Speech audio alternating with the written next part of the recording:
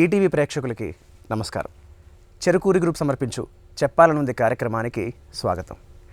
ఒక మనిషి విజ్ఞానవంతుడు కావాలి అంటే ముందు విద్యావంతుడు కావాలి. విద్య ఉంటే తెలివితేటలు వస్తాయి, మేధస్సు వస్తుంది, ధైర్యం వస్తుంది, అన్నిటికీ మించి ఆత్మవిశ్వాసం కలుగుతుంది. అలాంటి విద్యని అందరికీ పంచాలి అనే ఒక సత్సంకల్పంతో మన తెలుగు రాష్ట్రాల్లో విజ్ఞాన్ విద్యాసంస్థలు స్థాపించారు శ్రీ లావు రత్తయ్య గారు. తెలుగు రాష్ట్రాల్లోనే ఇంటర్మీడియట్ కాలేజీలో మొట్టమొదటి రెసిడెన్షియల్ విధానాన్ని ప్రవేశపెట్టింది విజ్ఞాని. ఒక మారుమూల గ్రామంలో జన్మించినప్పటికీ చదువు మీద ఉన్న ఆసక్తితో వారు చదువుకుని ఆ చదువుని అందరికీ పంచి పెంచి పోషించాలనే ఒక మంచి మనస్తత్వంతో విజ్ఞాన్ విద్యాసంస్థలు స్థాపించి కొన్ని లక్షల మందికి వారి జీవితాల్లో విద్యా జ్యోతులు వెలిగించారు. 25 ఏళ్ల వయస్సులోనే డాక్టర్ రత్తయ్య గారు ఎంసెట్ విధానాన్ని ప్రారంభించారు.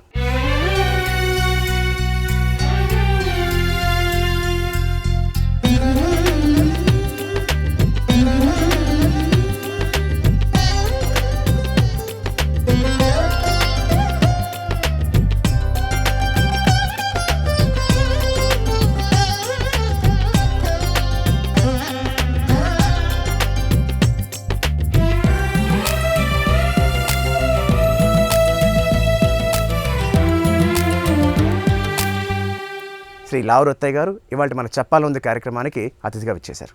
నమస్కారం సార్. నమస్కారం. చాలా సంతోషం మిమ్మల్ని కలవడం. అంటే మీరు ప్రజలకి లావు రత్తయ్య గారి కన్నా కూడా విజ్ఞాన్ రత్తయ్యగా బాగా పరిచయం. అవును. మీ అంటే అకుంఠిత దీక్షకి పట్టుదలకి మీరు ఒక మారుపేరుగా నిలిచారు. Thank you. సో సార్, మీ ఈ గొప్ప ప్రస్థానంలో చూసుకుంటే అసలు తొలుత మీ జీవితంలో మీరు లెక్చరర్గా దరఖాస్తు చేస్తే అక్కడ రిజెక్ట్ అయిన తర్వాత మీరు ఇలాంటి ఒక నాణ్యమైన విద్యాసంస్థ ప్రారంభించే స్థాయికి ఎదిగి ఆదర్శప్రాయంగా మారారు. సో అసలు ఆ ఘట్టం ఏమిటి, మీలో ఈ సంకల్పం ఎలా పుట్టింది? ఆ రోజుల్లో 2 సమస్యలు ఉన్నాయి. ఇప్పటిలాగా ఐటీ సెక్టారు అట్లా మిగతా ఉద్యోగాలు చాలా తక్కువ ఉండేవి, పారిశ్రామికం కూడా చాలా తక్కువ ఉండేవి. ఓన్లీ గవర్నమెంట్ ఉద్యోగాలే ఉండేవి, అవి కూడా చాలా తక్కువ ఉండేవి. ఆ నేపథ్యంలో నాకు బాగా మంచి క్వాలిఫికేషన్ ఉన్నా సరే మా ఊళ్ళోనే కాలేజీ ఉంటే అక్కడ అప్లై చేస్తే నాకు అనేక కారణాల వల్ల ఉద్యోగం ఇవ్వలేకపోయారు. కమిటీ మెంబర్స్ అందరూ మా ఇంటి పేరు వాళ్ళే, మా తెలిసిన వాళ్ళే. వాళ్ళు నన్ను సముదాయిస్తున్నారు. సముదాయిస్తుంటే నేను ఆ వయసులో ఏం చెప్పానంటే, మీరు 15 మంది కలిసి నాకు ఒక్కడికి ఇవ్వక్కర్లేదు, నేనే ఏదో ఒక రోజు 20 మందికి ఉద్యోగాలు ఇస్తానని దృఢ సంకల్పంతో మాట్లాడారు. ఆయన నాకు తెలియదు ఏం చేస్తాననేది, బట్ ఆ సంకల్పం మాత్రం అంత దృఢంగా ఉండేది, ఏదైనా చేయగలననే ధైర్యం ఉండేది. సో అది ఆ మొదటి ప్రస్థానం. అయితే తర్వాత రోజుల్లో 1 సంవత్సరం 2 సంవత్సరాలు ఒక క్రిస్టియన్ సెయింట్ జోసెఫ్స్ కాలేజీలో లెక్చరర్ కూడా చేశాను. చేసినప్పుడు వాళ్ళ జీతాలు కానీ ఆ పరిస్థితి కానీ నాకు అంతగా ఇక్కడ గ్రోత్ ఉంటుంది, ఇక్కడ బాగా పెరుగుతా అని అనిపించలేదు. అక్కడ గుంటూరులోనే నల్లబాడులో చేశాను. అయితే అప్పుడు నేను ఆ ఉద్యోగాన్ని కూడా కాదు అట్లా అనుకొని ఈ సంస్థ స్థాపించడం జరిగింది. ముందు కోచింగ్ సెంటర్, తర్వాత మొట్టమొదటిసారిగా ప్రైవేటు రెసిడెన్షియల్ వ్యవస్థ స్థాపించడం జరిగింది. దీనికి 2 కారణాలు. ఒకటేమో నేను సెల్ఫ్ ఎంప్లాయ్మెంట్ చూసుకోవటం ఒకటి, నేను అది కాదనలేను. రెండవ కారణం ఏంటంటే సామాజిక పరంగా చాలా పెద్ద సమస్య ఉండేది. ఏంటి అంటే పల్లెటూరులో చదివిన పిల్లలు, చాలా బాగా చదివిన పిల్లలు కూడా, ఆ స్కూల్ 1st, 2nd వచ్చిన పిల్లలు కూడా గుంటూరు లాంటి టౌన్స్కి వచ్చి పియూసీలో ఇంటర్మీడియట్లో తప్పేవాళ్ళు. దేనికి తప్పేవాళ్ళు అంటే, వాళ్ళు టౌన్కి వచ్చేసి మొదట 2 నెలలు సినిమాలు చూసేసి, తర్వాత కాలేజీకి వెళ్ళినా ఏం అర్థం కాక, తర్వాత డిస్ట్రాక్షన్ ఎక్కువైపోయి, అట్లనే వాళ్ళ ఎమోషనల్ సపోర్ట్ కానీ సైకలాజికల్ సపోర్ట్ కానీ ఏమీ లేక తెలివైన పిల్లలు కానీ డిస్టర్బ్ అయిపోయి మొదట 4-5 నెలలు డిస్టర్బ్ అయ్యారంటే తర్వాత ఏమైనా అర్థం కాదు, కాబట్టి తప్పేవాళ్ళు. కాబట్టి నాకు సామాజిక సమస్య అనిపించింది అది. వీళ్ళందరినీ తీసుకొని ఒక దగ్గర ఉంచి వాళ్ళకి కావాల్సిన భావాత్మక సపోర్ట్, ఎమోషనల్ సపోర్టు, అట్లనే మానసికమైన బలము చేకూరిస్తే, దానికి తోడు మంచి చదువు కలిగిస్తే మంచి ఫలితాలు వస్తాయి కదా అని సంకల్పంతో, చాలా దృఢమైన సంకల్పంతో ఈ సంస్థ ప్రారంభించడం జరిగేది. అయితే అక్కడ చాలామంది క్రిటిక్స్ ఉండేవారు. ఐ మీన్ సో చాలామంది క్రిటిసైజ్ చేసేవారు దీన్ని మొదట్లో. ఇప్పుడు నువ్వు ఊరికి దూరంగా పెట్టాలంటున్నావు, అక్కడికి ఎందుకు వస్తారు? నువ్వు ఎన్ని బిల్డింగ్లు కట్టినా బాగా ఎస్టాబ్లిష్డ్ గవర్నమెంట్ కాలేజీల కంటే ఎక్కువ బిల్డింగ్లు కట్టలేవు, అక్కడికంటే ఎక్కువ మంది టీచర్లను పెట్టలేవు, సో గొప్ప టీచర్లను పెట్టలేవు. అక్కడేమో 2,500 రూపాయలు చదువు చదువుతారు, నువ్వేమో 3,000 రూపాయలు అంటున్నావు భోజనం, ఇది అంతా కలిపి ఎందుకు వస్తారు అని చాలామంది అడిగేవాళ్ళు. ఎందుకు వస్తారు చాలామంది చదువులో ఈ ప్రక్రియలో ఉన్న ధన్గారు లాంటి వాళ్ళు కూడా అడిగేవాళ్ళు నన్ను, ఎట్లా అవుతుంది అని. అంతే, నాకంటే ముందు కోచింగ్ సెంటర్స్ అని ధన్గారు అని ఏర్పాటు చేస్తున్నారు, ఆయన కూడా అడిగారు. డెఫినెట్గా అవుతుంది. ఎందుకనంటే ఇది సర్వీస్ సెక్టారు, ఈ సర్వీస్ సెక్టార్లో 100% తీసుకురాక్కర్లేదు. ఇప్పుడు 40% వస్తున్నాయి కదా, నేను 50% తీసుకెళ్తే కూడా జనం వస్తారు. That is what we see with doctors ఇద్దరు ఒకే క్వాలిఫికేషన్ ఉంటారు, ఒక ఆయన బాగా మాట్లాడతాడని ఎక్కువ మంది జనం ఉంటారు. అట్లనే ఇంకొక సర్వీస్ సెక్టార్ నేను అదే ఆయనకి ఎగ్జాంపుల్ కూడా చెప్పాను. ఆ రోజుల్లో కూరగాయలు పాలు అమ్ముకోవటానికి పల్లెటూరు నుంచి వచ్చి మళ్ళీ తిరిగి వెళ్ళేటప్పుడు మామూలు బస్సు ఉంటే, అట్లనే నాన్ స్టాప్ బస్సు ఉంటే నాన్ స్టాప్ బస్సులు వెళ్ళేవాడు. ఎందుకు వాళ్ళకి పని ఉందా అంటే ఏం కాదు, అంతే. ఆ సర్వీస్ సెక్టార్లో ఆ ఫెసిలిటీ కొద్దిగా ఉంటే కూడా అట్రాక్ట్ అవుతారు. అది అని చెప్పిన తర్వాత నేను మొదటి సంవత్సరమే 90% రిజల్ట్ తెప్పించగలను, మొదటి సంవత్సరమే. దెన్ ఈ ఆంధ్రప్రదేశ్ మొత్తం కంబైన్డ్ ఆంధ్రప్రదేశ్ వాళ్ళకి అర్థమైపోయింది, ఇది కదా మనకు కావాల్సిన సిస్టము, ఇది కదా మనం అవ్వాల్సిన సిస్టమ్ అని. సో మీరు స్థాపించింది ఏ సంవత్సరంలో సార్? కోచింగ్ సెంటర్ అయితే 78లో, ఇది మాత్రం 81లో స్థాపించారు. 81 ఆంధ్రప్రదేశ్లో మొదటిసారిగా అక్కడ మొదలుపెట్టి మొదటి సంవత్సరంలోనే 90% ఫలితాలు సాధించాం. Great achievement. మీకన్నా అప్పటికే ఎగ్జిస్టింగ్గా ఉన్న ప్రైవేట్ సంస్థలు ఏమున్నాయి సార్ అప్పటికి? అప్పుడు ధన్గారు అని ఉండేవారు, రవి కళాశాల అని, ఇంకా చిన్న చిన్నవి ఉండేవి. బట్ హైదరాబాద్లో మాత్రం అంత పెద్దగా ఉండేవి కాదు. అందుకని మనకి అక్కడ వడ్లమూడిలో గుంటూరు సమీపంలో పల్లెటూరులో పెట్టిన ఆంధ్ర నుంచి ఎంతమంది పిల్లలు వచ్చేవాళ్ళు, తెలంగాణ నుంచి కూడా అంతేమంది పిల్లలు వచ్చేవాళ్ళు. 50% తెలంగాణ వాళ్ళే ఉన్నారు. కేటీఆర్ వీళ్ళందరూ అక్కడే చదువుకున్నారు. ఈ డాక్టర్ సంజయ్ కానీ మొన్న ఎమ్మెల్యే గెలిచారు, వాళ్ళందరూ అక్కడే చదువుకున్నారు. చాలామంది తెలంగాణ పిల్లలు, 50% తెలంగాణ పిల్లలు కూడా వచ్చేవాళ్ళు. That is the beauty. మీ జీవితంలో చిన్న ఆదర్శవంతమైన విషయం తీసుకోవాలి అంటే, ఒక మనిషి ఓడిపోతే లేకపోతే దెబ్బ తగిలితే డీలా పడిపోకూడదు, మనం గట్టిపడాలి ఇంకా అన్నదానికి ఎంత అద్భుతమైన నిదర్శనం సార్ మీ చాలా గట్టిగా ప్రయత్నం చేయాలి. ఎందుకంటే ఇంకా గట్టిగా ఇప్పుడు ఒక టీచర్ ఉద్యోగం రాలేదు అంటే బాధపడతారు, లేకపోతే ఇంకోటి ప్రయత్నం చేస్తారు, ఇంకోటి చేస్తారు, కానీ ప్రపంచాన్ని తిడతారు. నేను ఎవరిని తిట్టలేదు. ఒక 5 నిమిషాలు మాట్లాడే అర్థమయ్యే విషయం ఏంటంటే, మీరు చాలా సరదాగా ఉంటారు. అంటే మీ స్థాయి మనిషి ఇంత పెద్ద సంస్థానం, ఇంత పెద్ద విద్యా సంస్థ స్థాపించిన తర్వాత కూడా, అంటే పిల్లల దగ్గర నుంచి టీచర్ల దగ్గర నుంచి అందరితో చాలా ఫ్రెండ్లీగా ఇలా నవ్వుతూనే ఇలాగే మాట్లాడుతుంటారు విన్నాం. ఇది మీకు మొదటి నుంచి ఉన్న అలవాటేనా, లేకపోతే అంటే ఇలా ఉంటే ఇంకా బాగుంటుంది అనే ఉద్దేశంతో మీరు అనేది? మొదటి నుంచి ఉన్న అలవాటు. అవును.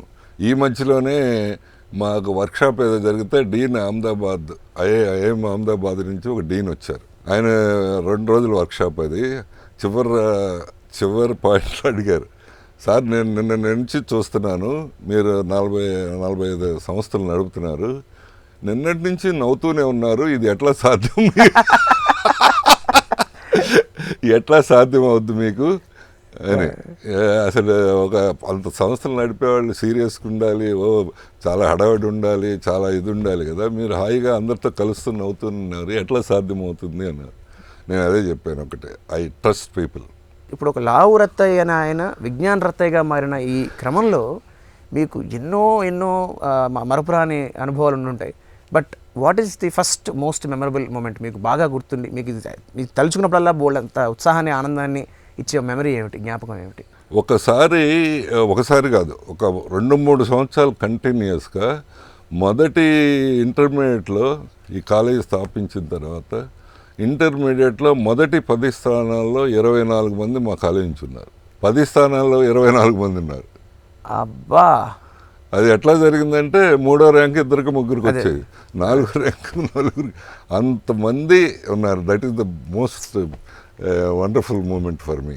రెండవది సో ఈ ఇంటర్మీడియట్ ఇదంతా అందరూ చేస్తున్నారు అయింది. తర్వాత నెక్స్ట్ లెవెల్ హైయర్ ఎడ్యుకేషన్కి వెళ్ళాం, ఇంజనీరింగ్ కాలేజీలు, ఫార్మసీ కాలేజీలు. దాంట్లో భాగంగా విజ్ఞాన్ యూనివర్సిటీగా అయింది. That is the most memorable moment for me. మీరు ఒక సందర్భంలో పట్టణాల్లో ఉన్న పిల్లల కన్నా పల్లెటూరులో ఉన్న పిల్లలే బాగా చదువుతారు, వాళ్ళకి బాగా త్వరగా విద్య అర్థమవుతుంది, అభ్యాసం బాగా చేయగలుగుతారని మీరు చెప్పడం జరిగింది. వాస్తవానికి వ్యత్యాసం ఉందా సార్? నిజంగా అది గ్యారెంటీకి ఇప్పుడు కూడా ఉంది, ఇప్పటికీ ఉంది. ఎందుకంటారు అదే? ఎందుకనంటే ఈ పల్లెటూరులో ఉన్న వాళ్ళకి బేసిక్గా ఎవరైనా పెరగాలి, బాగా పెద్దగా అవ్వాలంటే వాళ్ళకి రెండు విషయాలు తెలియాలండి. ఒకటి పేదరికం అంటే ఏంటి, హంగర్ అంటే ఏంటి, ఆకలి అంటే ఏంటి, అది తెలియాలి. రెండవది పల్లెటూరులో చదువుతున్న పిల్లలకి అసలు మొత్తం నేచర్ గురించి వాళ్ళకి ఏం పాఠాల్లో చెప్పకపోయినా అర్థమవుతుంది. Natural built part and parcel of the life. పట్టణంలో అబ్బాయికి ఎలాసిటీ అంటే ఏంటో చాలా చెప్పాలి, ఎక్స్ప్లెయిన్ చేసి. పల్లెటూరులో చదివిన అబ్బాయికి చెట్టు ఎక్కుతాడు, వాడు దాన్ని దుగుతాడు. Knows what is the life. So ఆ లైఫ్ గురించి తెలిస్తేనే ఆ ఫైర్ అంటూ ఉంటుంది లోపల. సో నేను పైకి రావాలి, నాకు ఐడెంటిటీ కావాలి, నాకు రికగ్నిషన్ కావాలి, నేను గొప్పవాడిని అవ్వాలనే ఫైర్ ఉంది. మీరు సక్సెస్ఫుల్ పీపుల్ ఎప్పుడైనా తీసుకోండి, లేకపోతే సక్సెస్ఫుల్ ఐఏఎస్ ఆఫీసర్ని తీసుకోండి, లేకపోతే సక్సెస్ఫుల్ బిజినెస్ పీపుల్ని తీసుకోండి. దాంట్లో 80%, 85% గ్రామీణ ప్రాంతాల నుంచి, పల్లెల్లో నుంచి వచ్చిన వాళ్ళే ఉంటారు. ఎవరు ఏ సెక్షన్లో తీసుకున్నారు ఇప్పటికీ అలాగే ఉన్నారు. ఉంటుంది. సో ఆ ఉద్దేశంతోనే ఈ విషయాన్ని ఎంత నమ్ముతాను అంటే, ఇట్లా ఉండాలి, మనుషులు ఇట్లా పెరగాలి అనేది ఎంత నమ్ముతానంటే, మా పిల్లలు పుట్టేటప్పటికి నేను చాలా భాగ్యవంతుడిని. నాకు బాగా డబ్బులు వచ్చినాయి, కార్లు ఉన్నాయి, అన్నీ ఉన్నాయి. కానీ మా అబ్బాయిని మా ఇంట్లో ఉంచలేదు. ఒక 12,000 13,000 జీతం వచ్చే ఒక టీచర్ వాళ్ళ ఇంట్లో ఉంచారు for 7 years 8 years. Formative period అంతా, మెయిన్ చైల్డ్హుడ్ అంతా మీతో లేడా? మొదటి 4-5 years ఉన్న తర్వాత అంతే. So I made it.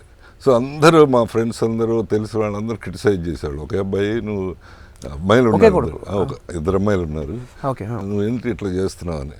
But you should know what is life. అంటే అక్కడ ఏం జరుగుతుంది, వాళ్ళ పిల్లలతో పాటు నేల మీద పడుకోవాలి, వాళ్ళ పిల్లలతో పాటు చన్నీళ్ళు స్నానం చేయాలి, వాళ్ళ పిల్లలతో పాటు ఒకే కప్ తినాలి, పచ్చిడితో తినాలి. They know what is life. Based on that ఇప్పుడు ఆయన ఎంపీ అయ్యారు, మెంబర్ ఆఫ్ పార్లమెంట్. సో అది విశేషం, ఎలక్షన్లో గెలవటం విశేషం అవునో కాదు, అదే పీపుల్ డిసైడ్ చేస్తారు. కానీ అంతకంటే మించి ఇప్పుడు ఆయన కామన్ పీపుల్కి చాలా దగ్గరగా ఉంటాడు, చాలా బాగా అర్థం చేసుకుంటాడు. కామన్ పీపుల్ ఏదైనా ప్రాబ్లం చెప్తే, మామూలు వాళ్ళు ఏదైనా ప్రాబ్లంతో వస్తే, సో వాళ్ళకి మర్యాద ఇవ్వటం కానీ, వాళ్ళకి సమస్య తీర్చడం కానీ, yes it is wonderful. Yes, because he knows what is poverty, he knows what is common man, he knows what is it. That's it. I believe in that. Okay. ఎవరికి ఇదేదో నేను డిస్కవర్ చేసింది కాదు, పూర్వకాలంలో రాజులు కూడా అంతే చేసేవాళ్ళు. వాళ్ళ గురువుగారు రాజుగారి దగ్గరికి వచ్చేవాళ్ళు కాదు, రాజుల పిల్లలే గురువుగారి దగ్గరికి. అంటే గురుకులం ఉండేది కాబట్టి, అప్పుడు ఆ విధానం ఉండేది కాబట్టి నేనేం డిస్కవర్ చేయలేదు దీన్ని. అయితే కొత్తగా ఇంకో రకంగా సార్, చదువు, డబ్బు, హోదా, ఈ మూడిట్లో దేనికి లేదు అనే మాట ఉండకూడదు అని మీరు ఒక సిద్ధాంతాన్ని పట్టుకున్నారు. అసలు ఈ లేదు అనే మాట ఉండకూడదు అనే ఒక సిద్ధాంతం ఏమిటి, దాని వెనకాల ఉన్న కథ ఏమిటి? బాగా పని చేయాలి, కష్టపడి చేయాలి, విలువలతో చేయాలి. దాంతో ఇవన్నీ చేస్తే మనం మామూలుగా ఏం చేస్తారు చాలామంది అంటే, నాకు డబ్బు రావాలి కాబట్టి నేను ఇది సంస్థ స్థాపిస్తున్నాను, లేకపోతే బిజినెస్ పెడుతున్నాను, ఇది చేస్తున్నాను అంటారు. But the reverse should be true. మనం మంచి పని చేస్తున్నాం కాబట్టి, విలువలతో చేస్తున్నాం కాబట్టి, 10 మందికి పనికొచ్చే పని చేస్తున్నాం కాబట్టి డబ్బు ఆటోమేటిక్గా వస్తుంది. That is my belief. వద్దన్నా డబ్బులు వస్తాయి. మనం 10 మందికి ఉపయోగపడాలి, మంచిగా పని చేయాలి, విలువలతో కూడా ఉండాలి. సో అట్లా చేస్తే డబ్బు దానంతట అదే వస్తుంది. అట్లానే చదువుతో పాటు డబ్బు విలువ తెలియటం అనేది చాలా ముఖ్యం ఎవరికైనా. ఇప్పుడు మీ బాల్యం విషయానికి వెళితే, మీకు మీరు చేరడమే స్కూల్లో చాలా ఆలస్యంగా చేరారని, అవును. చాలా లేట్గా చేశారని, చదువుకున్నారని తెలిసింది. సో అసలు మీ బాల్యం, మీ విద్యాభ్యాసం ఇవన్నీ ఎక్కడ గడిచాయి, ఎలా గడిచాయి? నా బాల్యం అంతా పెదరందిపాడు మా ఊర్లోనే జడ్పీ హై స్కూల్లో గడిచింది. మామూలు సాధారణంగా గడిచింది. చాలా సింప్లెస్ట్ లైఫ్. సో మాకు మామూలుగా నాకు ఇప్పటికీ అర్థం కాదు. దాదాపు ఎక్కువ రోజులు పెద్ద కూరలు ఏమీ ఉండేవి కాదు. మ్యాక్సిమం ఆవకాయ ఉండేది, పప్పు ఉండేది, అంతే. దాంతోనే కొన్ని సంవత్సరాలు బతికాము. అయినా మనం ఆరోగ్యంగా ఉన్నాం, తెలియదు దాని రహస్యం ఏంటో. సో నార్మల్గా అన్ని ప్రోటీన్స్, అన్ని రకాల పదార్థాలు, ప్రోటీన్స్, ఫ్యాట్స్, కార్బోహైడ్రేట్స్ అన్నీ సమానంగా ఉండాలి, అది ఇదని చాలా థీరీస్ వచ్చినాయి కదా. నాకు తెలియదు. మొదటి 14-15 ఏళ్ళు ఒకటి ఆవకాయ పప్పు. ఎప్పుడో పండగలప్పుడు పాయసము అవి ఉండేవి కానీ, లేకపోతే చేలో పండిన చిక్కుడుకాయలు అట్లాంటివి ఉండేవి కానీ, ఎక్కువగా ఆవకాయ పప్పు పెరిగేసుకొని తినేవాళ్ళం. బాగున్నాం. సో అంటే దానికి కారణం అట్లా న్యాచురల్ ఎక్సర్సైజ్, కొంత నడవటము, కొంత ఆడటము, ఇదంతా ఉండటం వలన అయ్యి ఉండొచ్చు. బట్ ఫుడ్ మాత్రం చాలా minimum basic food. It went on very well. అదే మొన్న కరోనా అప్పుడు కూడా చాలామంది నచ్చలేదని చెప్తే, కరోనా అప్పుడు నేను పెద్దగా అన్ని నిబంధనలు పాటించేవాడిని కాదు. మాస్క్ ఎక్కువసార్లు పెట్టుకోవడం అట్లా ఏం చేసేవాడిని కాదు. నాకేం రాలేదు. మీకు రాలేదు అసలు కరోనా? సో నేను మా ఫ్రెండ్స్ అడిగితే చెప్పేవాడిని సరదాగా, మేము చెరువులో నీళ్ళు ఇట్లా దోశలు పెట్టుకొని తాగేవాళ్ళం. అది ఆ నీళ్ళలో మిలియన్స్ ఆఫ్ బ్యాక్టీరియా ఉండేవి. సో అవి తాగి బతికాము. ఇంకా ఏం బ్యాక్టీరియా వస్తుంది, ఏ వైరస్ వస్తుందని నేను పెద్దగా పాటించేవాడిని కాదు, మామూలుగా ఉండేవాడిని. సో హ్యాపీగా ఉండేవాడిని. నేచర్కి దగ్గరగా చిన్నప్పటి నుంచి ఉండడం వల్ల అదే ఆ ఇమ్యూనిటీ, ఆ రెసిస్టెన్స్ అన్నీ న్యాచురల్గా వస్తాయి అనుకుంటా. అదే I love this rural people. వాళ్ళకి ఆ న్యాచురల్ ఇమ్యూనిటీ బలంగా లేకపోవచ్చు, స్టౌట్గా లేకపోవచ్చు, కానీ ఆ న్యాచురల్ ఇమ్యూనిటీ అది అంతా బాగా అవుతుంది. అయితే మీరు స్కూల్కి చేరడానికి ఆలస్యం ఎందుకు జరిగింది సార్? ఆ కారణం ఏమిటి? నేను అక్కడక్కడ మా మేనమావ గారి ఇంట్లో అట్లా ఉండేవాడిని, దూరంగా ఆయన పనిచేస్తుండేవారు. అందుకని స్కూల్. మీ నాన్నగారు ఏం చేసేవారు సార్? మా నాన్నగారు వ్యవసాయం చేసేవారు. మేము చాలా పేదవాళ్ళం. మేము ముగ్గురు మగపిల్లము. 6 ఎకరాల పొలమే ఉండేది.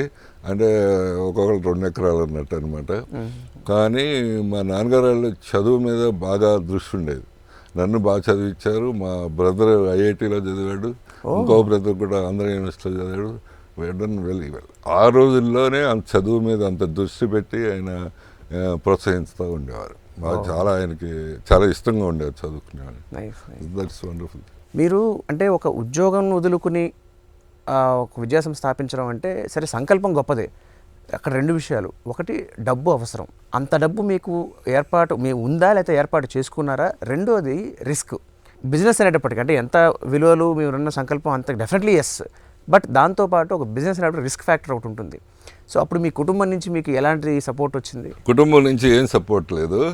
వాళ్ళకి ఏం డబ్బు లేదు. వాళ్ళ సపోర్ట్ లేదంటే వాళ్ళ దగ్గర ఏం లేదు. చాలా చిన్న ఫ్యామిలీ కదా.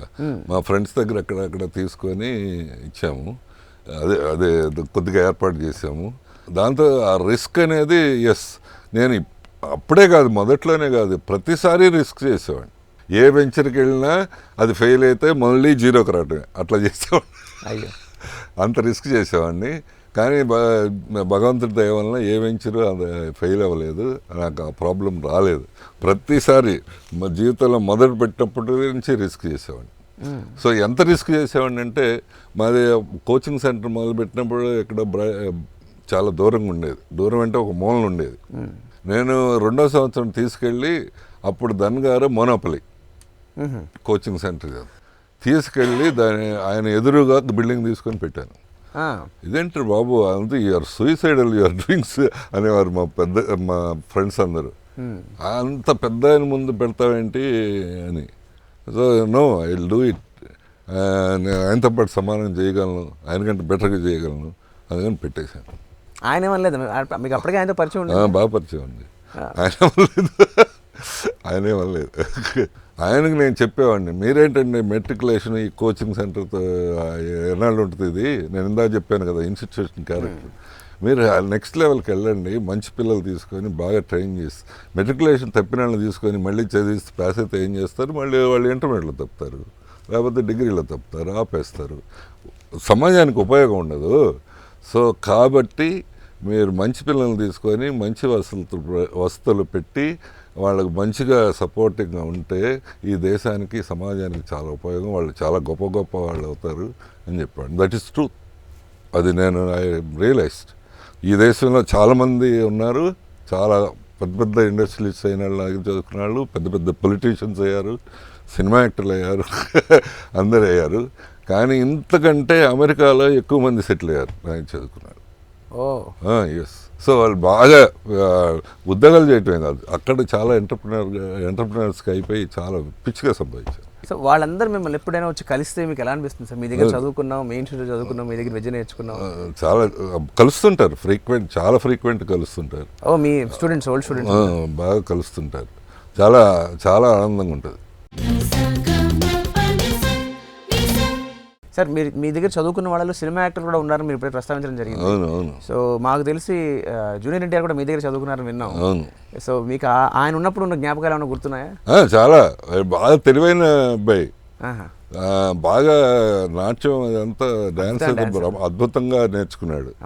సో అయితే వాళ్ళ ఫాదర్ నాకు మంచి ఫ్రెండ్ హరికృష్ణ, అందుకని తీసుకొచ్చి నా దగ్గర పెట్టాడు. సో అయితే ప్రాబ్లం ఏంటంటే అబ్బాయి చిన్న అబ్బాయి కదా, 16 years.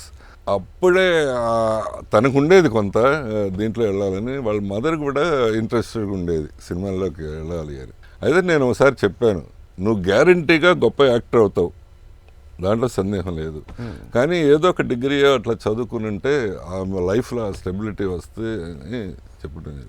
అయినా అట్రాక్టివ్గా ఉంటుంది కదా. అప్పుడు బాపు గారు తను పెట్టి బాలరామాయణ ఏదో సినిమా గుణశేఖర్ గారు చేశారు, దాంట్లో నేను కూడా చేశాను సార్. అవునా? సో చేస్తే అది న్యాచురల్గా ఆ వయసులో అట్రాక్టివ్గా ఉంటుంది కాబట్టి. ఇంకా చిన్నపిల్లడు ఆయన, కానీ అప్పట్లో బాగా అల్లరిగా ఉండేవాడు ఆయన. మీ దగ్గర అలాగే ఉన్నారా? అల్లరిగానే ఉండేవారు, చాలా అల్లరిగా ఉండేవారు. నాకు బాగా కట్టుకొచ్చాడు, బాత్రూంలో పడ్డాను కాబట్టి నేను ఇంటికి వెళ్ళాలి అని. నాకు తెలుసు అది కరెక్ట్ కాదు. తీసుకెళ్ళి ఆ బెడ్ ఆ బ్యాగ్ పక్కన పెట్టి వెళ్ళిపోయా. ఇంకా ఇట్స్ అ గుడ్ బాయ్. అయితే వీళ్ళందరూ చాలా బుద్ధిగా చదువుకునేవాళ్ళు. కేటీఆర్ వీళ్ళందరూ, అబ్బాయి డాక్టర్, కోరట్ల ఎమ్మెల్యే చేశారు, వీళ్ళందరూ చాలా చాలా బుద్ధిగా చదువుకునేవాళ్ళు. సార్ మీరు చిన్నతనంలో మీ తరగతిలో మీరు ఫస్ట్ కాకపోయినా, మీ దగ్గర కావాల్సిన పుస్తకాలు లేకపోయినా మీకు మార్కులు మాత్రం బాగా వచ్చాయి. ఆ కిటుకు ఏమిటి సార్? ఏం లేదు, అది నేను మా వాళ్ళకి కూడా చెప్తా, మా మనవాళ్ళకి వీళ్ళందరికీ. అది సింపుల్. క్లాసులో వినేటప్పుడు ఫుల్ కాన్సన్ట్రేషన్తో వినాలి. వింటే దాదాపు లెర్నింగ్ అక్కడే కంప్లీట్ అవుతుందని నా చిన్నప్పటి నుంచి నా అనుభవం. నాకు అట్లా జరిగింది. నా పుస్తకాలు నాకంటూ ఉండే కాదు, నోట్స్లు ఉండే కాదు, మా ఫ్రెండ్స్ దగ్గర తీసుకొని పరీక్షలు అప్పుడు చదువుతూ ఉండేవాడిని అంతే. ఇప్పుడు కూడా మా గ్రాండ్ సన్కి అదే చెప్తాను, నువ్వు క్లాసులోనే రావాలి నీకు పాఠం. ఆయనకే కాదు, మా ఫ్యాకల్టీ కూడా, యూనివర్సిటీ ఫ్యాకల్టీ కూడా అదే చెప్తా. మీరు పాఠం చెప్పటం అంటే ఒరే ఏదో కంటెంట్ డెలివర్ చేసి రావటం కాదు, వాళ్ళకి లెర్నింగ్ కంప్లీట్ అయితేనే, నేర్చుకోవడం పూర్తయితేనే మీరు పాఠం చెప్పినట్టు. 50 నిమిషాల తర్వాత టెస్ట్ పెడితే మీరు ఏం చెప్పారో దాని మీద 70% కనుక ఆన్సర్లు సరిగ్గా రాయగలిగితే మీ క్లాస్ సక్సెస్ఫుల్. అంటే 70%కి వస్తే, లేకపోతే మీ క్లాస్ ఫెయిల్యూర్. ఇదొక సిస్టమ్ ఉందా? అంటే క్లాస్ అయిపోయాక మళ్ళీ ఇమీడియట్గా కనెక్ట్ చేస్తారా సార్? వాళ్ళే చేయమని చెప్తాం. ఎప్పటికప్పుడు చేస్తారు. మీరు అంతకంటే తక్కువ అయితే మీరు సరిగ్గా పాఠం చెప్పలేదు, లేకపోతే ఆ సబ్జెక్ట్ డిఫికల్ట్ ఉండొచ్చు, లేకపోతే మెథడ్ ఆఫ్ టీచింగ్ మార్చుకోవాలి. సార్ మీరు చిన్నతనంలో మీ ప్రాథమిక విద్య అంతా కూడా మీరు తెలుగు మీడియంలో చదువుకున్నారు. బ్రహ్మాండంగా. వాస్తవానికి తెలుగు మీడియంలో చదవడానికి వర్సెస్ ఇంగ్లీష్ మీడియం చదవడానికి ఉండే తేడాలు ఏమిటి, ఆర్ అడ్వాంటేజెస్ డిసడ్వాంటేజెస్ ఏమిటి? తెలుగు మీడియంలో మదర్ టంగ్లో చదివితే ఎప్పుడు ఆ గ్రాస్ప్ చాలా బాగుంటుందండి, ఆ కాన్సెప్చువల్ గ్రాస్ప్ చాలా బాగుంటుంది. ఎర్లీ ఏజ్లో మదర్ టంగ్లోనే చదివితే చాలా మంచిది. అది ఫారిన్ లాంగ్వేజ్లో చదివితే కొద్దిగా కమ్యూనికేషన్ అది బెటర్గా ఉండొచ్చు, కానీ మదర్ టంగ్లో చదివిన వాళ్ళకంటే ఆ కాన్సెప్ట్ ఫార్మేషన్ మాత్రం కొద్దిగా డిలే అవుతూ ఉంటుంది, కొంచెం ఇబ్బందిగా ఉంటుంది. అందుకని చాలా దేశాలు కూడా ఎర్లీ ఏజెస్లో మదర్ టంగ్నే ఫాలో అవుతారు. ఫ్రాన్స్ ఉంది మదర్ టంగ్ ఫాలో, జపాన్ ఉంది మదర్ టంగ్ ఫాలో, అన్నీ బాగా డెవలప్డ్ కంట్రీస్ కూడా మదర్ టంగ్లోనే చేస్తారు. అయితే అట్లా అని ఇంగ్లీష్ వద్దని నేను అంటలేదు. ఇంగ్లీష్ ఒక సబ్జెక్టుగా ఉండొచ్చు, ఆ సబ్జెక్టుగా ఉన్నప్పుడు నేర్చుకోవచ్చు చాలా వరకు, అదేం ప్రాబ్లం ఉండదు. అంటే మనకి ఇప్పుడు మన దేశంలో ఉన్న పరిస్థితుల్లో అంటే ఎక్కువ గ్లోబలైజ్ అయిపోయిన కారణంగా ఏమవుతుందంటే మనకి ప్రధానమైన మోడ్ ఆఫ్ కమ్యూనికేషన్ ఇంగ్లీష్ అయిపోతుంది. అవును. సో కాబట్టి ముందు మాతృభాషలో నేర్చుకుంటే తర్వాత ఈ ట్రాన్సిషన్ ఉంటుంది కదా, మళ్ళీ ఇంగ్లీష్లోకి మారడం, అది చాలా ఇబ్బందికరంగా అవ్వదా? ఏం లేదు, ఆ ట్రాన్సిషన్ కొద్ది నెలల్లో ఉంటుంది అంతే, సంవత్సరాలు కూడా ఉండదు ఆ ట్రాన్సిషన్ పీరియడ్.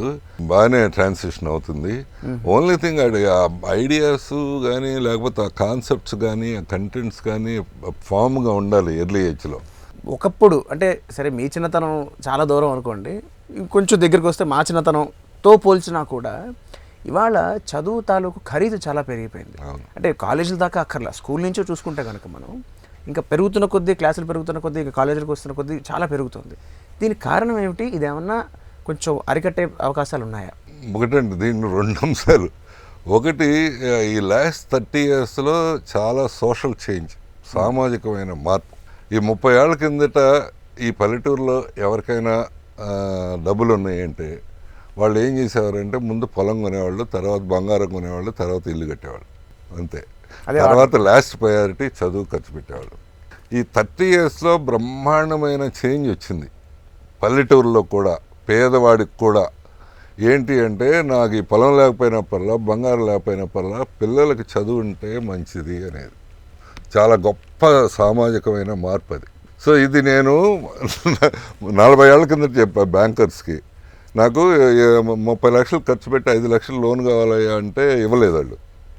వాళ్ళు అప్పుడు పర్సెప్షన్ ఏంటి, నేను చదువు చెప్తానంటున్నాడు, డబ్బులు వస్తాయంటున్నాడు, ఎట్లా తీరుస్తాడు మనకి అని. అందరినీ ఆఫీసర్లు అందరినీ పిలిచి చెప్పా, నేను ప్రీపే చేయలేను కాదు, మీకు ఈ కాన్సెప్ట్ అర్థం కాలేదు, చదువు మీద ఈయనకి ఎట్లా డబ్బులు వస్తాయి అనేది మీకు అసలు అర్థం అవ్వలేదు. 30 ఏళ్ళ తర్వాత 40 ఏళ్ళ తర్వాత ఏమవుద్దని నేను ఇప్పుడు చెప్తున్నాను, రాసుకోండి అని చెప్పా. 30 ఏళ్ళ తర్వాత ఒక మిడిల్ క్లాస్ వాడు, ₹1,00,000 జీతం వచ్చేవాడు సగం జీతము పిల్లల చదువులకు ఖర్చు పెడతాడు. ఫీజులకు కానీ, బట్టలకు కానీ, పుస్తకాలకు కానీ ఇట్లా ఖర్చు పెడతాడు. అది అవుతుంది ఇప్పుడు. 40 ఏళ్ల కిందట స్టార్ట్ చెప్పా. That is a good change. అయితే మీరైనా చూశారు, that is the worrying point. అదేంటంటే అబ్నార్మల్ ఫీజులు పెట్టి, చాలా 3 లక్షలు 4 లక్షలు ఫీజులు పెట్టి, అది అంతా ఒక రకమైన ఎక్స్‌ప్లాయిటేషను. అవి వీళ్ళకి డబ్బులు ఉన్నాయి, చాలా ఎక్కువ డబ్బులు ఉన్నాయి కాబట్టి సరే ఆ డబ్బులు ఎక్కువ పిల్లలకే కదా ఖర్చు పెట్టాలని పెడుతున్నారు. దీంట్లో మిడిల్ క్లాస్ వాళ్ళు నలిగిపోతున్నారు.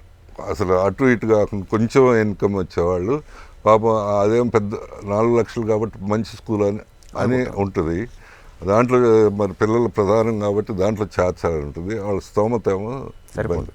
సో అది there is some exploitation. I fully agree with that.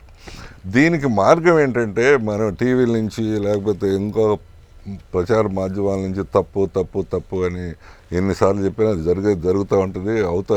ఇష్టమైనాడు వెళ్తాడు, కడతాడు. అది దీనికి పరిష్కార మార్గం ఏంటంటే గవర్నమెంట్ స్కూల్స్ చాలా అప్గ్రేడ్ చేసి అక్కడ క్వాలిటీ కనుక ప్రూవ్ చేయగలిగితే, క్వాలిటీని ప్రూవ్ చేయాలి, నేను అగైన్ ఐఎమ్ స్ట్రెస్సింగ్, క్వాలిటీని ప్రూవ్ చేయగలిగితే చాలామందికి వెసులుబాటు అవుతుంది.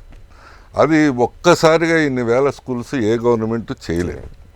ఒక 100-200 స్కూల్స్ తీసుకొని అవి మోడల్ స్కూల్స్గా డెవలప్ చేసి వాటిల్లో ఫోకస్ చేసి 2-3 ఏళ్ళు కనుక ప్రూవ్ చేయగలిగితే, వీళ్ళు క్లెయిమ్ చేస్తున్నారు కదా మాకు ఇన్ని ప్రైవేట్ స్కూల్స్, కాలేజీలు, జూనియర్ కాలేజీలు, మాకు ఇన్ని ఎంసెట్ సీట్లు వచ్చినాయి, మాకు ఇన్ని ఐఐటి సీట్లు, అదే గవర్నమెంట్ కూడా క్లెయిమ్ చేయగలిగితే మా స్కూల్లో ఎంతమందికి ఎంసెట్లు వచ్చినాయి, ఎంతమందికి ఐఐటి వచ్చినాయి అని people look at it.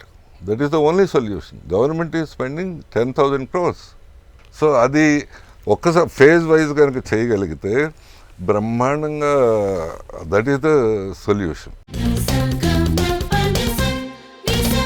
Sir, మీరు కోచింగ్ ప్రారంభించిన మొదటి సంవత్సరంలోనే మెడిసిన్, డెంటల్ కలిపి మొత్తం 15 సీట్లు సాధించారు.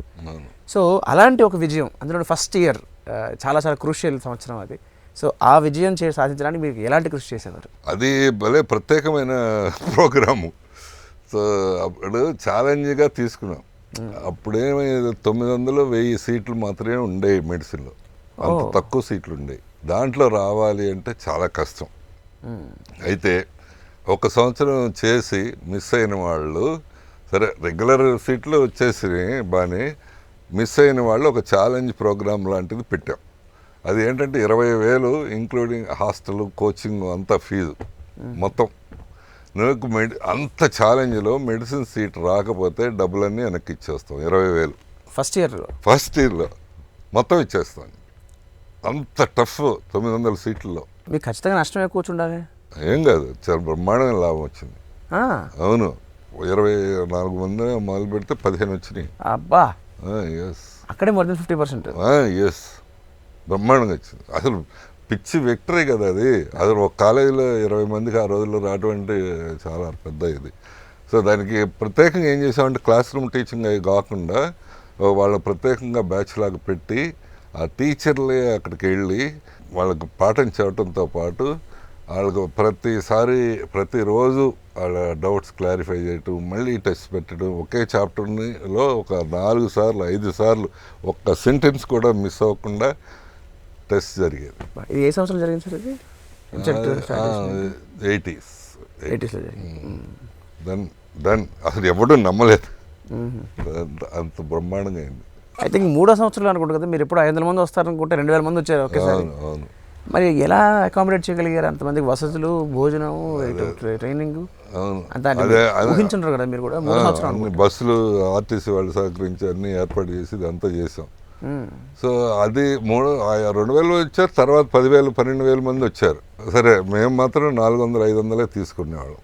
ఇప్పుడైతే అన్ని కార్యాలయాలు ఎంతమంది తీసుకోవడం, డబ్బు కట్టించుకోవడం ఏదో చేస్తున్నారు.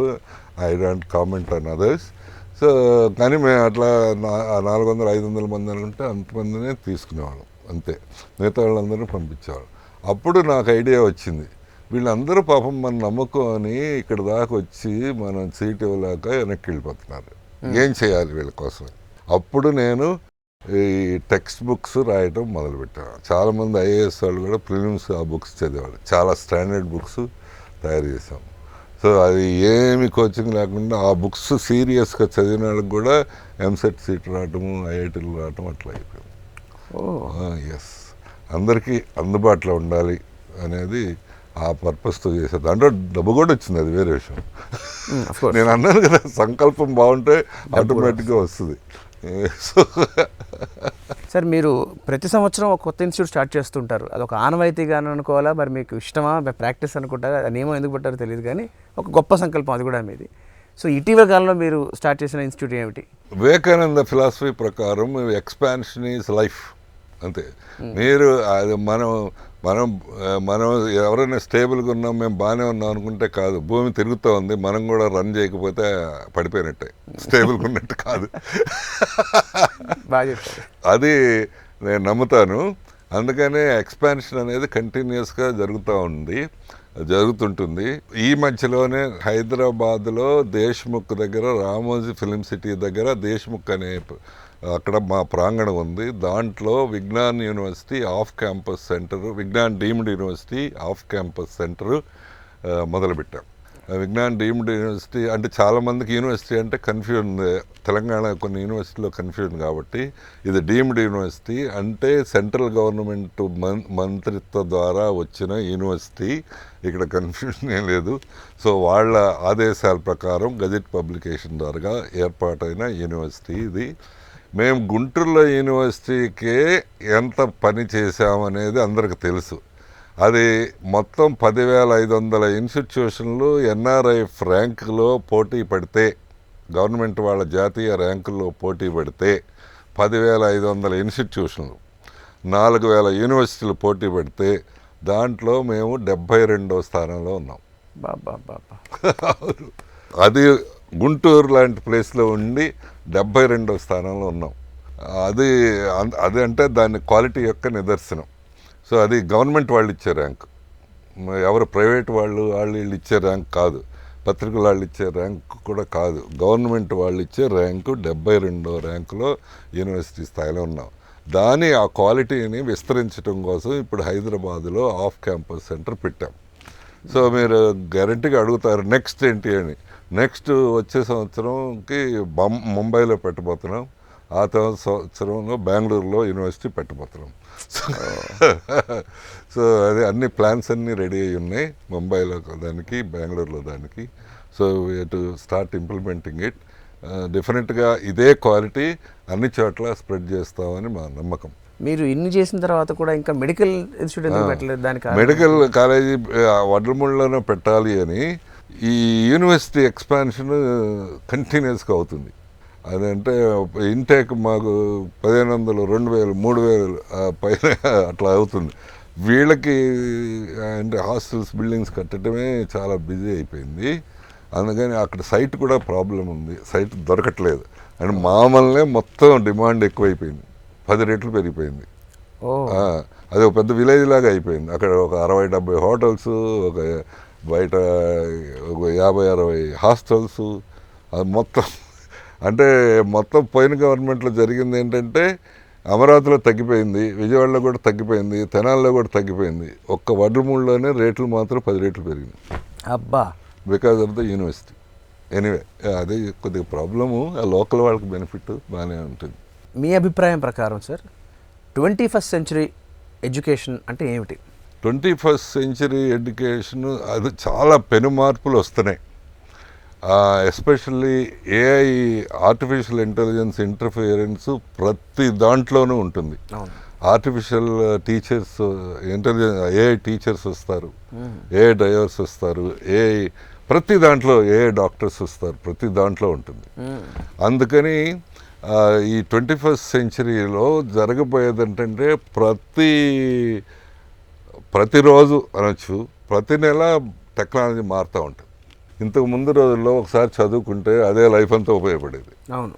కానీ 21st సెంచరీలో అది నడవదు. ఇప్పుడు బ్రహ్మాండంగా చదవచ్చు, 90% తెచ్చుకోవచ్చు, యూఆర్ ఎక్స్పర్ట్. కానీ 2 ఏళ్ల తర్వాత యూఆర్ ఇర్రెలవెంట్, నువ్వెందుకు పనికిరావు. అబ్సల్యూట్. కాబట్టి 21st సెంచరీ ఎడ్యుకేషన్ ఏంటంటే కంటిన్యూస్గా నేర్చుకుంటూ ఉండాలి. నేర్చుకోవటం అనేది 21st సెంచరీ ఎడ్యుకేషన్. ప్రతి మూమెంట్లోనూ టెక్నాలజీ మారిపోతుంది. సో అది ముఖ్యంగా. అందుకని నేను ఎప్పుడు అంటూ ఉంటాను, ఇప్పుడున్న ఎవరు ఎడ్యుకేటెడ్ పీపుల్ అంటే నాలెడ్జ్ ఉన్నవాడు ఎడ్యుకేటెడ్ పీపుల్, చదువు ఉన్నవాడు ఎడ్యుకేటెడ్. అదేం కాదు. ఇప్పుడు నాలెడ్జ్ ఎవడైతే కొత్త నాలెడ్జ్ ఎక్వైర్ చేసే కెపాసిటీ ఉంటుందో వాడు ఎడ్యుకేటెడ్. ఆ కెపాసిటీ బిల్డింగ్ అనేది ఎడ్యుకేషన్. అప్గ్రేడ్ అవ్వడానికి ఎవరికి తాహత ఉంటుందో, ఎవరికి ఓపిక ఉంటుందో, ఎవరికి ఇది ఉంటుందో, కెపాసిటీ ఉంటుందో వాడు నిజమైన ఎడ్యుకేటెడ్. అది 21st సెంచరీలో మారబోయేది. సార్, మీ శ్రీమతి నిర్మల గారిని మీరు లేడీ ఎన్టీఆర్ అని సంబోధిస్తారట కదా? అసలు అట్లా మొదట్లో పెళ్ళప్పుడు అట్లా అనిపించింది. అలానే చెప్పారు. సో అసలు అలా ఎందుకు అనేవారు? అండ్ ఆవిడ మీ జీవితంలోకి వచ్చిన తర్వాత జరిగిన మార్పులు ఏమిటి? సో ఆవిడ ఏమీ దేంట్లోనూ జోక్యం చేసుకోదు, కానీ నేను నమ్మకం ఏంటంటే ఆవిడ చాలా అదృష్టం అని. అందుకనే చాలాసార్లు ప్రారంభోత్సవం కూడా ఆమె చేతే చేయిస్తాను. ఎస్, మా పిల్లల్ని ఆవిడ బాగా పెంచేది.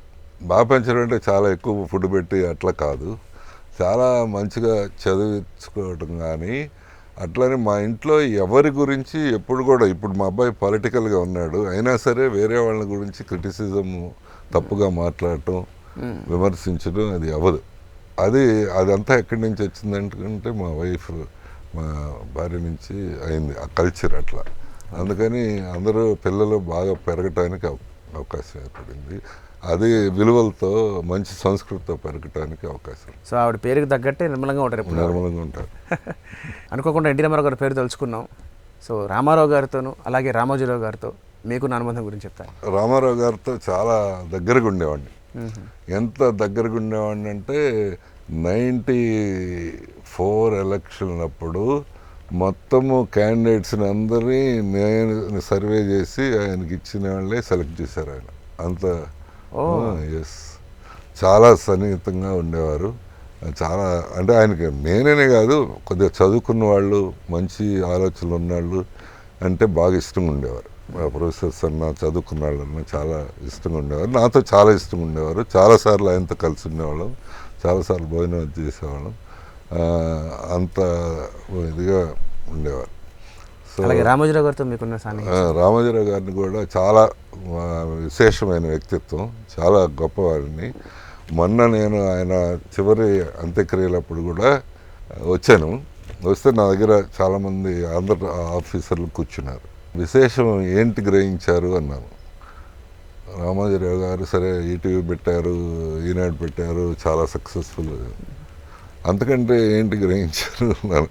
ఊరికనే ఆ పక్కన అని వాళ్ళ ఆలోచనలు ఏంటి మనం అందరూ గ్రహించాలంటే, మనం ఒక విలువకు కట్టుబడి ఉన్నప్పుడు మనం మొత్తం దానికి పెట్టడానికి సిద్ధం అవ్వాలి. మన జీవితాన్ని, మన వ్యాపారాన్ని, మన డబ్బుని. ఓకే, పోయిందనుకొని నిలబడాలి. అట్లా నిలబడ్డాడు ఈయన. ఆ విలువకి నిలబట్టం అనేది, తను అనుకున్న దానికి నిలబట్టం అనేది 1,00,000 మందిలో ఒకళ్ళకి కూడా సాధ్యమవుద్దని నేను అనుకోను. That is the man. ఇంకా చివరిగా మీ కుటుంబం గురించి, అంటే మీ నాన్నగారి దగ్గర నుంచి మీ అమ్మగారు, మీ అన్నదమ్ములు, అలాగే మీ పిల్లలు, మనవాళ్ళు, మనవరాళ్ళు, వాళ్ళ గురించి. మా నాన్నగారు అంకమ్మ చౌదరి, లావు పెద్ద అంకమ్మ. మా అమ్మ తులసమ్మ. సో వాళ్ళు వ్యవసాయం చేసేవాళ్ళు. మా అమ్మ అయితే రోజు కష్టపడి పొలం కూడా వెళ్ళి చేసేది. మా నాన్న కూడా చేసేవాడు. అట్లా మమ్మల్ని చదువుకు మాత్రం ప్రోత్సహించేవాళ్ళు. సరే, నేను బాగానే చదువుకున్నాను. నా తర్వాత ఆయన నాగేశ్వరరావు, ఆయన కూడా ఎంటెక్ ఐఐటి ఖరగ్పూర్లో చేశాడు. సో మా మూడో బ్రదరు ఆంధ్ర యూనివర్సిటీలో ఫిజిక్స్ అది చేశారు. ఆయన ఇప్పుడైతే బిజినెస్లో ప్రింటింగ్ అదంతా చేస్తుంటారు. ఇది మా ఫ్యామిలీ. మా పర్టికులర్ ఫ్యామిలీ, మా అబ్బాయి శ్రీకృష్ణదేవరాయలు. అదే ఆయన ఇప్పుడు పార్లమెంట్ మెంబర్ నర్సరావుపేట నుంచి. అదే కాకుండా ఆయన ఇప్పుడు తెలుగుదేశం పార్టీ ఫ్లోర్ లీడర్ కూడా. అవును, చిన్న వయసులోనే 37 ఇయర్స్కే ఎంపీ అయ్యాడు. ఇప్పుడు 41 years. So he became the floor leader. చాలా సీనియర్స్తో, అందరితో, మోడీ దగ్గర నుంచి అందరితో కనెక్టెడ్గా ఉంటారు.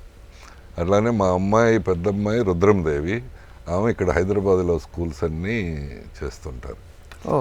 మా కోడలు మేఘన అని, ఆమె ఆఫ్థల్మాలజిస్టు, చాలా సూపర్ స్పెషాలిటీ చేసి రోజు 15-20 ఆపరేషన్లు చేస్తూ ఉంటుంది.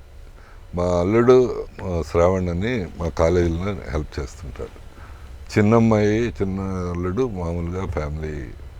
ఇది మా ఆవిడ పేరు, చిన్నమ్మాయి పేరు ఇందిరా ప్రియదర్శిని, బాలకృష్ణ అబ్బాయి పేరు. అయితే దీంట్లో ఇంపార్టెంట్ ఇదేంటంటే, మీరు ఎందుకు ఇట్లా పేర్లు పెట్టారని అడుగుతారు. అవును సార్, ఎందుకంటే శ్రీకృష్ణదేవరాయ ఆయన తెలుసు కాబట్టి. ఓకే, మీరు రుద్రమదేవరాయ గారు షాకే అన్నారు. శ్రీకృష్ణదేవరాయలు నేను ఎందుకు పెట్టానంటే, నాకు తెలుగు లిటరేచర్ ఎంత ఇష్టం. తెలుగు నాకు తెలుసు.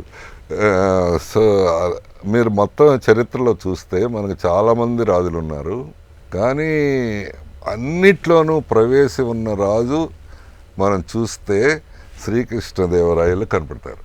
యుద్ధంలోనూ బాగా చేశారు, రచయితగా బాగా, అట్లా నాట్యంలో బాగా, అన్ని కళల్లోనూ, యుద్ధ కళల్లో, దేవాలయాలు, దాతృత్వం, అన్ని కళల్లోనూ ఉండేది శ్రీకృష్ణదేవరాయలు కనపడతారు. అందుకని ఆయన పేరు అట్లా అవ్వాలి అని పెట్టాను. సో రుద్రమదేవి ఏంటి అంటే తెలంగాణ పేరులాగా అనుకుంటారు.